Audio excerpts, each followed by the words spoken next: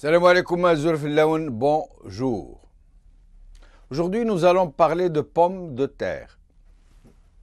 Voilà un dessin que nous avons emprunté à TSA signé Aynouch, où on voit la pomme de terre se vendre dans des bijouteries.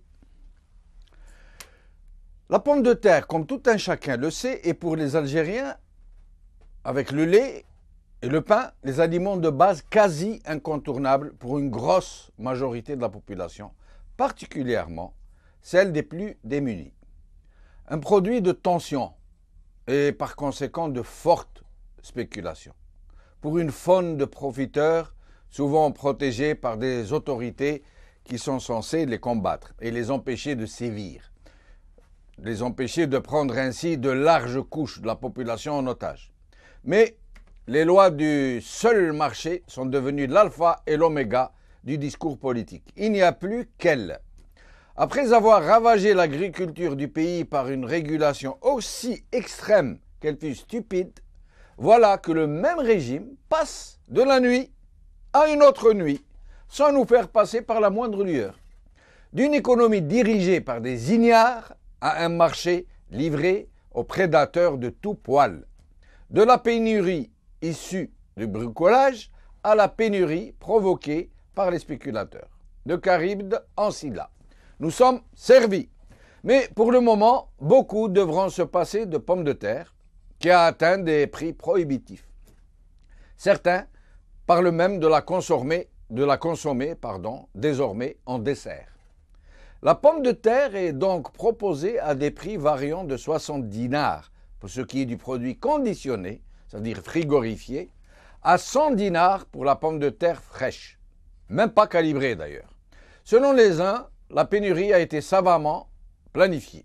Pour d'autres, c'est juste la conséquence d'une totale absence d'agents régulateurs qui devraient être présents dans un système comme le nôtre où le seul recours à la sécurité alimentaire est l'improvisation accommodée à la sauce discours creux. Aujourd'hui, TSA. Son prix a triplé en quelques mois. Où est passée la pomme de terre stockée dans les chambres froides? Al-Watan, flambée du prix de la pomme de terre, la pénurie a été provoquée selon les mandataires. Et enfin, liberté, plus de 300 000 quintaux stockés dans les chambres froides, pommes de terre vers la baisse des prix dès la fin novembre. Commençons par écouter l'avis d'un citoyen qui a fait plusieurs vidéos sur la question. Monsieur L'Aïd G1, c'est comme ça qu'il signe ses vidéos. ها هو مرة أخرى مشكل البطاطا عيب خايفين لهذا الموقع رانا درنا واحد 6 أو 7 فيديوهات على البطاطا أو عاود المشكل تاع البطاطا في الجزائر لا بوم دو تير عملون في هذا الوقت بالذات كانت البطاطا تسوى 2000 فرنك والفلاحة زيرتهم الدولة الوزير الأول نتاع الفلاحة زيرهم ونسجوا البطاطا بزاف وكانت البطاطا تسوى 2000 فرنك وقالوا الفلاحة تاع البطاطا قالوا الدولة يخصنا غير 1000 فراك تدعيم 1000 فراك 10 دينار تدعيم في الكيلوغرام باش ما نخسروش يعيد جاء هذا الوزير الجديد عبد الوهاب النوري الفاشل ما بقاش يعطيهم 1000 فراك هذيك وقالوا الفلاحة باللي العام هذا قاعدين تطلع البطاطا وكان ما تعاونوناش ما عاونوهم الدولة كيما الدول الاخرين في فرنسا اوروبا في امريكا كاع عاونوا الفلاحة في مادة كيما هذه كاع يعاونوهم تدعيم تاع الفلاحة في هذه المادة بالذات. Avec nous aujourd'hui, Sofiane Ben Agila, ingénieur agronome et militant des droits de l'homme à Al-Rouat. Sofiane Ben Agila, merci d'être avec nous.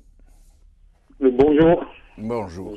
Salam alaikum. Alaykoum salam wa rahmatullah. Alors, première question, à votre avis, cette pénurie a-t-elle été provoquée par des spéculateurs, par un manque de régulation, par l'incompétence des autorités pour tout ce qui concerne cette vision de la sécurité alimentaire? Par quoi elle a été provoquée, cette pénurie? Moi, je pense qu'elle a été provoquée un peu par tout, hein. Un peu de tout. D'accord. Il y a un peu de tout là-dedans, parce que bon, alors les spéculateurs, ils en profitent en cette période. Si les prix sont élevés et tout, bon, ça leur permet de rentrer dans le circuit et de se faire de l'argent. Il y a un manque de régulation, ça c'est clair, un manque il y a une incompétence dans la distribution, dans la programmation, ça c'est les rôles des institutions, les chambres et les chambres d'agriculture entre autres, qui planifient les surfaces et il y a un cahier de charge en principe qui est fait chaque année. Et donc il y a de l'incompétence aussi, l'incompétence et de la part des institutions et de l'incompétence aussi de la part disons des agriculteurs, où l'impact technique qui est quasiment nul dans le domaine, et ce qui fait que tout ça intervient maintenant dans des proportions données. Voilà, c'est tout. Maintenant, la pomme de terre elle-même, c'est pas un problème spécifique à l'Algérie, sa surconsommation. Vous savez que un quart des Algériens, d'après la dernière déclaration de la Ligue des droits de l'homme, vivent avec moins de $1 par jour. Il y a à peu près 10 millions d'Algériens qui vivent avec moins de $1 par jour. Ça veut dire qu'ils vivent avec 1 kilo de pommes de terre par jour. Ce qui fait que la paupérisation de la Un quart, vous nous avez dit, un quart de la population vit avec moins d'$1 par jour. Ça veut dire qu'ils vivent avec moins de 1 kilo de pommes de terre par jour. Incroyable. Allô? Incroyable. Ouais.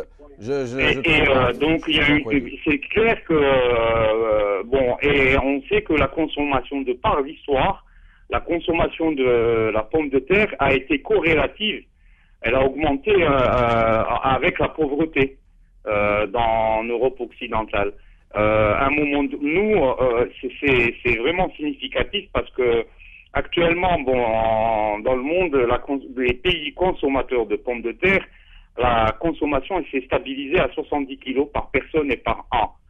À un moment donné, pendant la révolution industrielle dans le monde occidental, et c'était là où la pomme de terre s'était implantée et elle avait changé le faciès du monde occidental. La consommation avait atteint 150 kilos. C'est ce qui avait sauvé les gens de la famine, disons des famines qui étaient dues à l'époque aux céréales, oui. À la production, parce l'alimentation était essentiellement basée sur les céréales. Oui. Maintenant, elle est en train de prendre de la place parce que la paupérisation, elle est en train d'augmenter.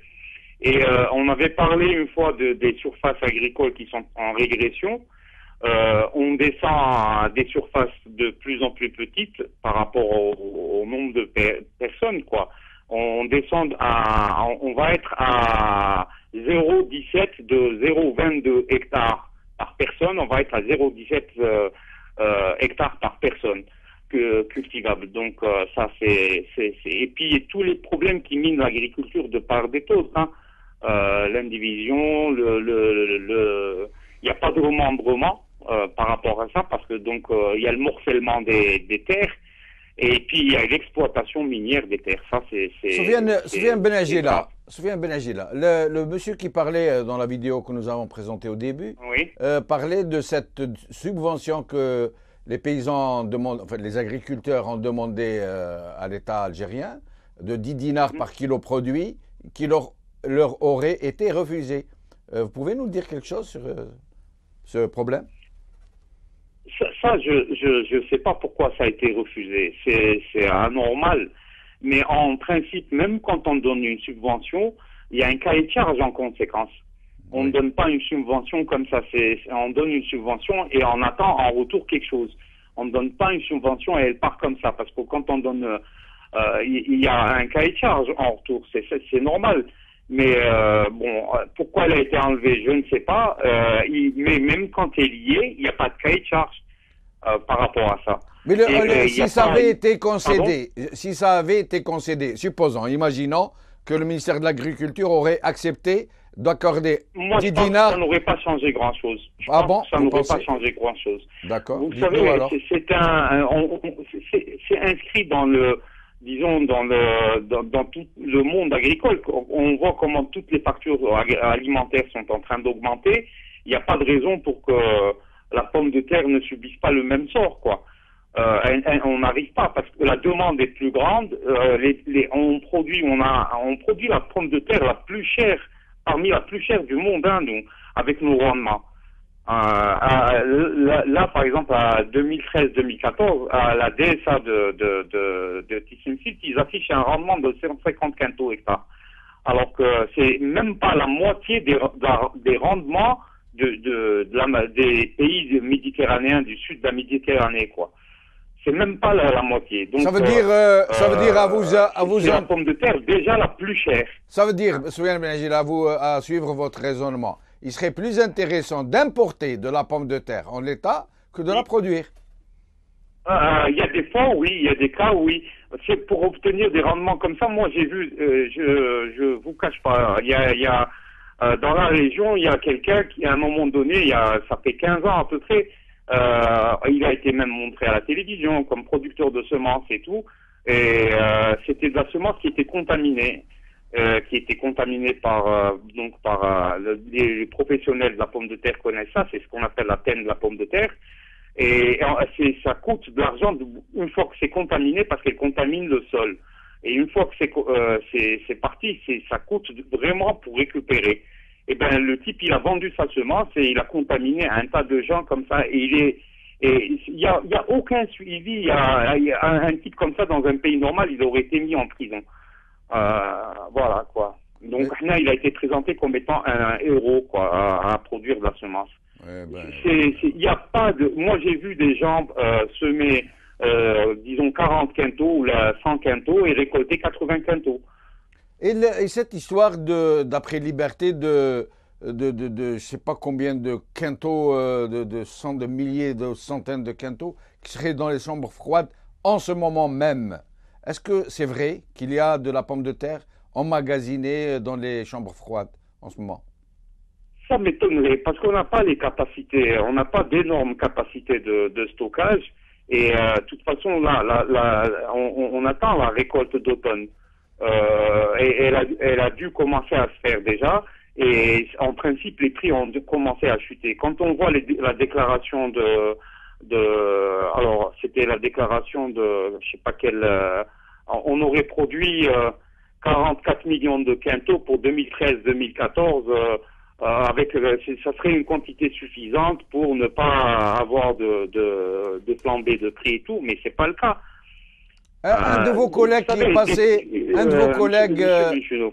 quand on voit un système de commercialisation, par exemple un produit qu'on a, qui est disponible pour lequel comme le gaz, on a des problèmes de commercialisation, de distribution de bouteilles de gaz, quand en hiver, en principe on ne peut pas en avoir, on a des pénuries de gaz. Alors imaginez un produit végétal qui est impossible qu'il le maîtrise.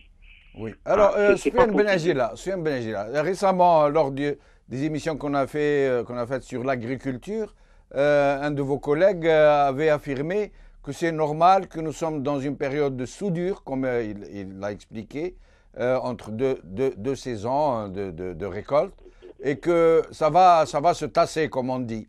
Mais le problème, là où je ne comprends pas, si c'était le cas, si cette pénurie pouvait s'expliquer par ce phénomène de soudure entre deux saisons.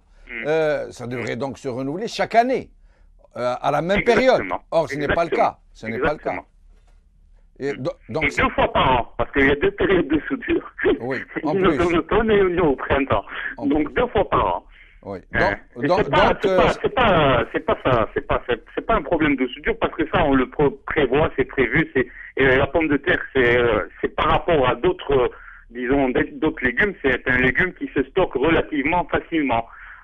Donc, c'est pas un problème de soudure. Là, sinon, chaque année, on aurait eu le même problème. Mais à quoi essayez de nous expliquer, Soufiane Ben Agila, à quoi réellement est due cette pénurie énorme, cette pénurie qui est en train réellement qui risque de provoquer une agitation au sein de la société à tel point c'est mal accepté. Elle va provoquer une agitation parce que, je vous ai dit, c'est le légume qu'on consomme le plus. On est à 130 kilos par personne et par an, par rapport à la moyenne qui est de 70 kilos.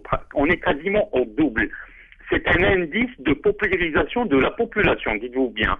Ça, c'est important.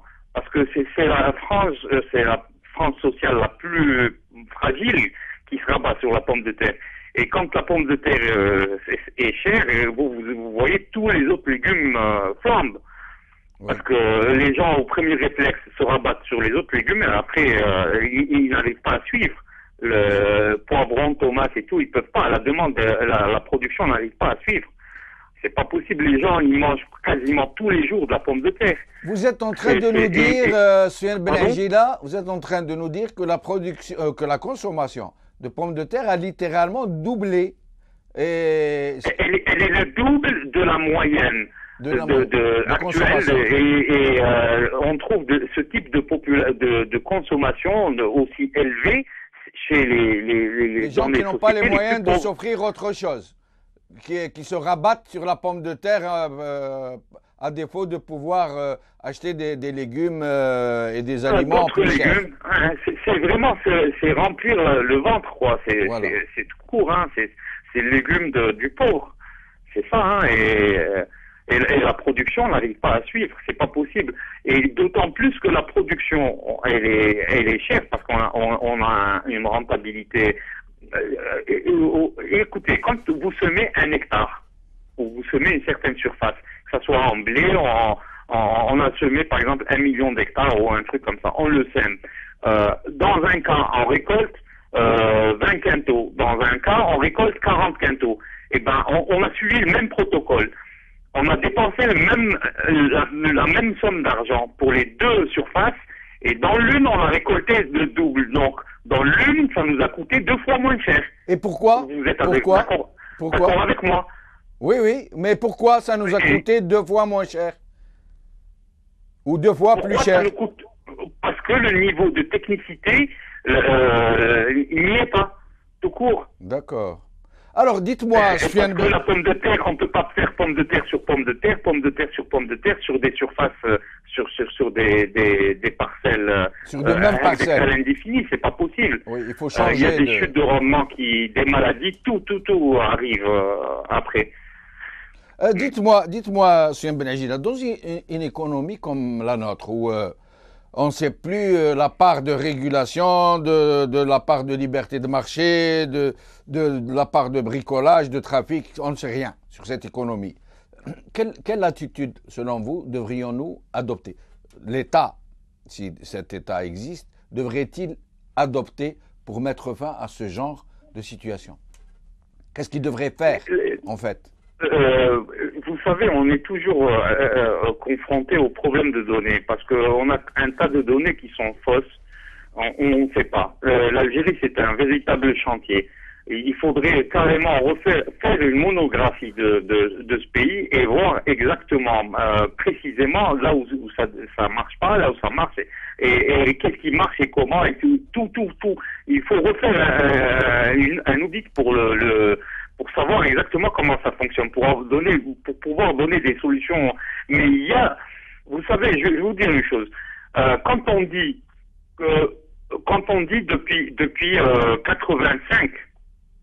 depuis 95 à aujourd'hui, le Maroc et la Tunisie ont multiplié le rendement, leur exportation par 3. D'accord? Attendez, Soufiane Ben Agila. Vous nous dites que le Maroc et la Tunisie ont multiplié leur exportation de produits agricoles par 3? Depuis 95.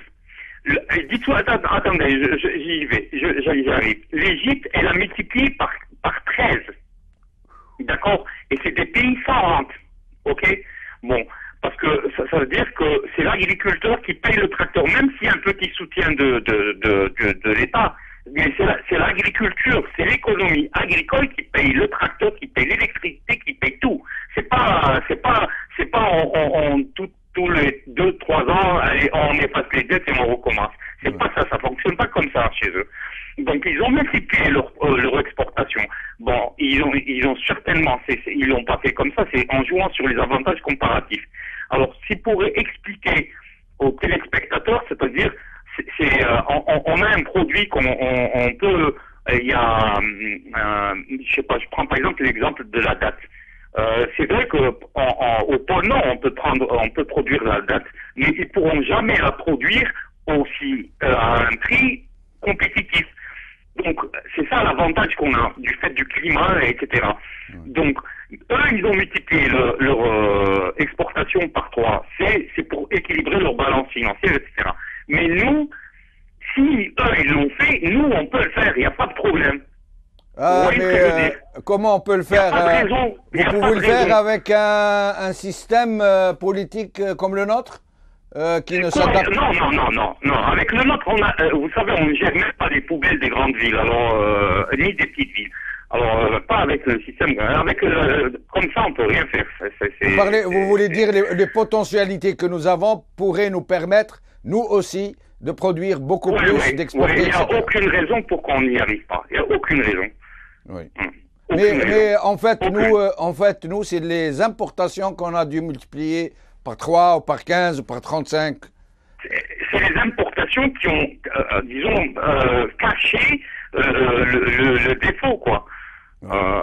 Les parts qu'on a, on a recours aux importations pour. D'ailleurs, je sais pas dans quel endroit aujourd'hui, les types ils commentaient comme quoi la pomme de terre coûtait plus cher que la banane. Oui. Et il paraît que maintenant les gens pensent à consommer de la pomme de terre en dessert. Je voulais vous demander, à un certain moment, la pomme de terre, elle était très réputée dans un endroit de l'Algérie, du côté de Mascara, qui s'appelle la plaine de Ris, la plaine de Ris. Il paraît que dans cette région, dans ces plaines, les plaines de Ris, tous les environs de Mascara, la production était telle que, et à l'époque, il n'y avait pas de système de froid pour conditionner, etc. Et c'était la période de Boumediene où il était interdit d'envoyer les produits d'une région vers une autre. Une sorte d'auto pour rappeler, voilà. Donc, il paraît que ça atteignait de telles proportions de production que les gens la donnaient gratuitement. Et aujourd'hui, la même région, cette région hyper productive de pommes de terre, qu'en est-il aujourd'hui? Est-ce qu'elle continue de produire la pomme de terre avec autant de productivité? Moi, je sais que depuis à peu près 10 ans, une dizaine d'années, il y a des gens qui viennent de cette région-là vers nous, les régions là, nous on est dans le préfaré quasiment, ils viennent même du côté d'Aflou et ils s'avancent de plus en plus vers les zones, disons, à potentiel agricole. Ils louent des terres et ils font de la pomme de terre, ils font de l'oignon, et quand on dit pourquoi, on leur pose la question pourquoi ils viennent et tout, ils avouent quoi, comme quoi leurs terres ne sont plus aussi productives. Alors il y en a qui sont convertis à la pastèque, ils essayent la pastèque, ils essaient ceci, etc. C'est-à-dire ils ont fatigué la terre, elles ne donnent plus. Forcément, même ils donnent. Il faut, la dernière fois, M. Bedredi, il avait dit qu'on n'avait même pas on n'a pas de gens qui savent tailler, on n'a pas la base, et on n'a rien. Toute la filière est à revoir. Toute la filière. En principe, les doses d'engrais, elles sont calculées au millimètre près. Tout est, parce qu'on ne peut pas jouer. Ça, c'est un aliment stratégique. Et actuellement, dans la phase où on est, on ne peut pas jouer avec la pomme de terre. Soufiane Benagila, si vous deviez nous donner des conseils au régime, à l'État algérien, disons, pour ce qui concerne ces problèmes, qu'est-ce que vous leur diriez d'entreprendre dans l'urgence? Ça veut dire des mesures à prendre dans l'urgence pour mettre fin à cette situation. Il faut mettre des spécialistes sur le sujet et leur donner pleine autorité, quoi. C'est clair. Et c'est à eux de réfléchir, et c'est au cas par cas, quoi. C'est pas, c'est région par région, voir les possibilités. Est-ce qu'on peut introduire des variétés précoces, à cycle court, qui consomment moins d'eau, etc., etc. Il y a plein c'est un discours c'est un débat de techniciens, mais il faut mettre les techniciens, les professionnels là-dessus et les laisser agir pleinement, quoi. C'est ça. Oui. En attendant... Parce que, vous savez, quand il y a une surabondance, une surproduction, mais vous savez, l'agriculteur, il est pénalisé à ce moment-là. Oui, exact. C'est la catastrophe. Il y en a qui n'arrivent même pas à récolter. Ils ne peuvent pas payer les frais de récolte. Absolument. Oui.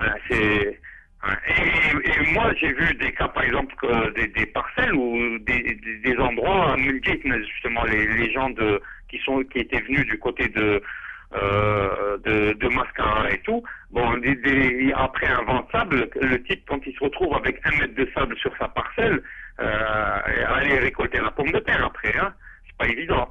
Oui. Et il n'y a aucun soutien à ce moment-là. Oui. Il n'y a aucun soutien. Parce que quand à un moment donné, on disait il y avait 3 ou 4 ingénieurs ou 10 ingénieurs en Algérie en 63, c'est bon, un ingénieur algérien. Mais quand il y avait l'époque coloniale, il y avait 1200 ingénieurs sur le terrain. Là, si vous faites le calcul avec toute l'armée d'ingénieurs qu'on a en Algérie, il n'y a pas 1200 ingénieurs sur le terrain. Ça veut dire, vous voulez dire qu'il y a moins d'ingénieurs agronomes aujourd'hui que durant la colonisation? Sur le terrain, oui. Et quand je dis ingénieur, il n'y en a pas. Oui. Je peux dire qu'il n'y en a pas du tout, quasiment. Hein, et ça se compte sur le bout des doigts, hein, des gens qui sont capables. Hein, c'est ça c'est clair. Hein. Oui. En tous les cas, Soufiane Blengila, merci beaucoup de nous avoir éclairés encore une fois. J'espère vous revoir bientôt. En attendant, nous allons voir comment le système, le régime, l'État, on l'appelle comme on voudra, va régler ce problème de pommes de terre. À mon avis, soit il va laisser faire les spéculateurs, s'enrichir sur le dos des gens, et s'il voit que ça commence à bouger, il va importer de la pomme de terre, comme d'habitude.